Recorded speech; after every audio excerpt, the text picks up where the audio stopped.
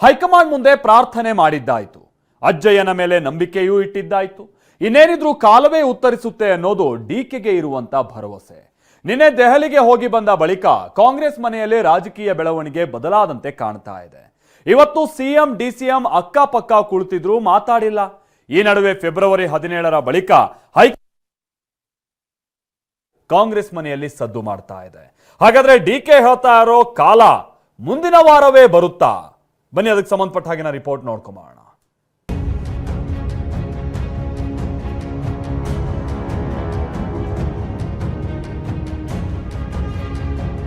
ಸರ್ಕಾರಕ್ಕೆ 1000 ದಿನದ ಸಡಗರ, ಮತ್ತಷ್ಟು ಜೋರಾಗುತ್ತಾ ಕುರ್ಚಿ ಸಮರ. ಸಿದ್ದು ಡಿಕೆ ಮೌನ ಯುದ್ಧ, ಅಕ್ಕ ಪಕ್ಕ ಕುಳಿತರೋ ಮಾತಿಲ್ಲ, ಕತೆ ಇಲ್ಲ.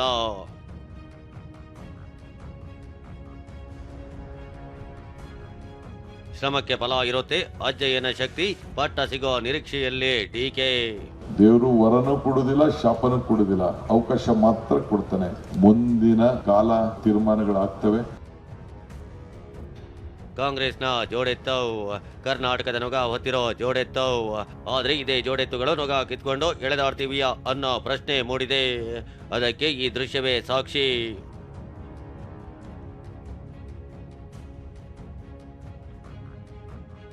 ನೋಡಿದ್ರಲ್ಲ, ಬೆಂಗಳೂರಲ್ಲಿ ಅಂತಾರಾಷ್ಟ್ರೀಯ ಅಣೆಕಟ್ಟು ಸುರಕ್ಷತಾ ಸಮ್ಮೇಳನ ನಡೆಯಿತು. ಸಿಎಂ ಸಿದ್ದರಾಮಯ್ಯ, ಡಿಸಿಎಂ ಡಿಕೆ ಶಿವಕುಮಾರ್ ವೇದಿಕೆ ಮೇಲೆ ಕೂತಿದ್ರು. ಸಾಮಾನ್ಯವಾಗಿ ಅಕ್ಕಪಕ್ಕ ಕುಳಿತಿದ್ದಾಗ ಮಾತಾಡೋದು ಸಹಜ. ಆದ್ರೆ ಸಿಎಂ ಡಿಸಿಎಂ ತುಂಬಾ ಹೊತ್ತ ಮಾತಾಡಲೇ ಇಲ್ಲ. ಕನಿಷ್ಠ ಪಕ್ಷ ಮುಖವನ್ನ ನೋಡೋ ಸಾಹಸಕ್ಕೂ ಕೈ ಹಾಕಲಿಲ್ಲ. ತುಂಬಾ ಹೊತ್ತಿನ ಬಳಿಕ ಇಬ್ಬರು ನದಿ ಮೂಲ ನಿರ್ವಹಣೆ ಪುಸ್ತಕದ ಬಗ್ಗೆ ಮಾತಾಡಿದ್ರು. ಈ ಬೆಳವಣಿಗೆ ಕೈ ಒಡಕಿಗೆ ಕನ್ನಡಿ ಹಿಡಿದಿದೆ.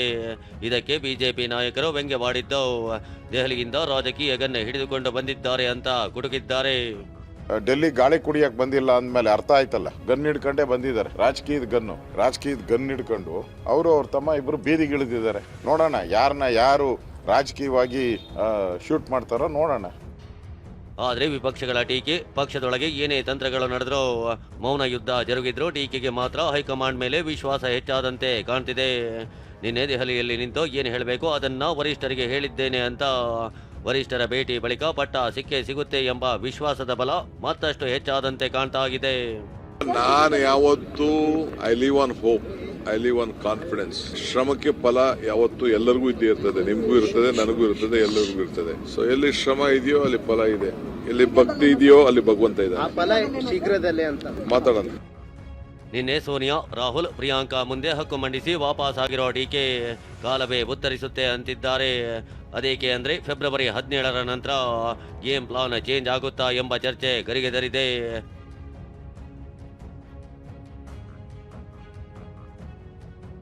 ದೆಹಲಿಗೆ ಬುಲಾವ್ ಕೊಡುತ್ತಾ ಹೈಕಮಾಂಡ್, ಬಜೆಟ್ ಬಿಸಿ ಅಸ್ತ್ರ ಬಿಟ್ಟ ಸಿಎಂ. ಹೈಕಮಾಂಡ್ ಮಧ್ಯಪ್ರವೇಶ ಮಾಡುತ್ತೆ ಅನ್ನೋದು ಡಿಕೆ ಅಂಡ್ ಬಣದ ವಿಶ್ವಾಸ.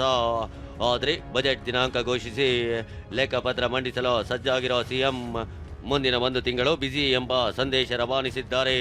ಈ ನಡುವೆ ಫೆಬ್ರವರಿ 17ರ ಬಳಿಕ ಇಬ್ಬರಿಗೂ ಹೈಕಮಾಂಡ್ ಬುಲಾವ್ ನೀಡುತ್ತೆ ಎನ್ನಲಾಗ್ತಿದೆ. ಎಐಸಿಸಿ ಮೂಲಗಳು ಕೊಟ್ಟ ಮಾಹಿತಿ ಪ್ರಕಾರ ಸಚಿವರು, ನಾಯಕರನ್ನ ವರಿಷ್ಠರು ವಿಶ್ವಾಸಕ್ಕೆ ಪಡೆಯೋಕೆ ಮುಂದಾಗಿದ್ದಾರೆ. ಅಧಿಕಾರ ಹಂಚಿಕೆ ವಿಚಾರವಾಗಿ ಸಿಎಂ ಡಿಸಿಎಂ ಜೊತೆ ಪ್ರತ್ಯೇಕವಾಗಿ ಮಾತನಾಡೋ ಸಾಧ್ಯತೆ ಇದೆ.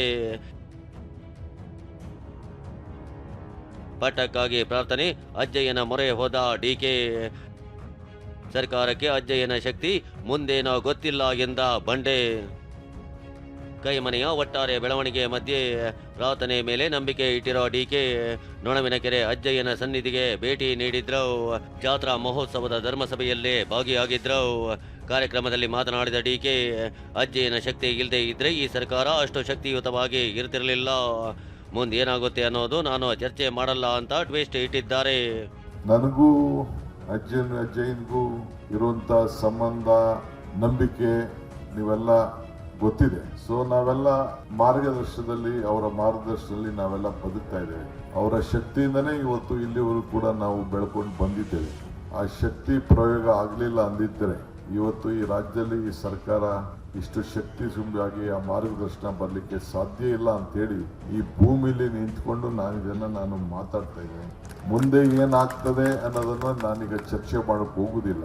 ಈಗ ಈ ಮಠದ ಭಕ್ತ ಈ ಬೆಳವಣಿಗೆ ಬಂಡೆ ಆಪ್ತರ ವಿಶ್ವಾಸ ಹೆಚ್ಚಿಸಿದ್ರೆ ಸಿಎಂ ಆಪ್ತರು ತ್ಯಾಗದ ಪ್ರಶ್ನೆಯೇ ಇಲ್ಲ ಅಂತಿದ್ದಾರೆ. ನಮ್ಮ ನಾಯಕರು ಯಾವತ್ತು ಹೇಳ್ತಾ ಇದ್ರು ಶುಭಗಳಿಗೆ ಬರಬೇಕಂತ, ಶುಭಗಳಿಗೆ ಶುಭ ಸಂದರ್ಭ ಶುಭ ಕಾಲ ಬರಬೇಕು, ಆ ಸಮಯ ಹತ್ತಿರ ಬಂದಿದೆ ಅಂತ ನಮಗೆ ಅನಿಸುತ್ತೆ. ನೋಡಿ, ನಾನು ಹೇಳಿದ್ನಲ್ಲ, ತ್ಯಾಗ ಮಾಡೋಕ್ಕೆ ಪ್ರಶ್ನೆನೇ ಬರಲ್ಲ. ಈಗ ಬಡ್ಜೆಟ್ ಸೆಷನ್ ಆಗಬೇಕು.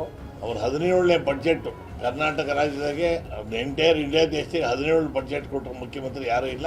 ನಮ್ಮ ಸಿದ್ದರಾಮಯ್ಯ ಅವ್ರು ಕೊಟ್ಟಿದ್ದಾರೆ. ಅವ್ರು ಭಾಳ ಬುದ್ಧಿವಂತಿದ್ದಾರೆ. ಬೇರೆ ಯಾರೇ CM ಆದರೂ ಕೂಡ ಸರ್ಕಾರ ನಡೆಸೋದು ಈಗಿನ ಪರಿಸ್ಥಿತಿ ಭಾಳ ಕಷ್ಟ ಇದೆ. ಎಷ್ಟರ ಮಟ್ಟಿಗೆ ನಮ್ಮ AICC ಅಧ್ಯಕ್ಷರು ಹೇಳಿದ್ದಾರೆ ಅಂದರೆ ಬಾಯಿ ಮುಚ್ಕೊಂಡು ಸುಮ್ಮನೆ ಇರಿ ಅಂತ ಹೇಳಿದ್ದಾರೆ. ಅದಕ್ಕಿಂತ ಕಠಿಣವಾಗಿ ಹೇಳೋದಕ್ಕೆ AICC ಅಧ್ಯಕ್ಷರಿಗೆ ಆಗೋದಿಲ್ಲ. ಅಷ್ಟಾದರೂ ಕೂಡ ನಮ್ಮಲ್ಲಿ ಶಾಸಕರಾಗ್ಲಿ ಮತ್ತೆ ಮುಖಂಡರುಗಳಾಗ್ಲಿ ಪದೇ ಪದೇ ಅದ್ರ ಬಗ್ಗೆ ಮಾತನಾಡ್ತಕ್ಕಂಥದ್ದು ಸರಿ ಕಾಣಿಸೋದಿಲ್ಲ. ಇದು ನಿಲ್ಲಬೇಕಿದು.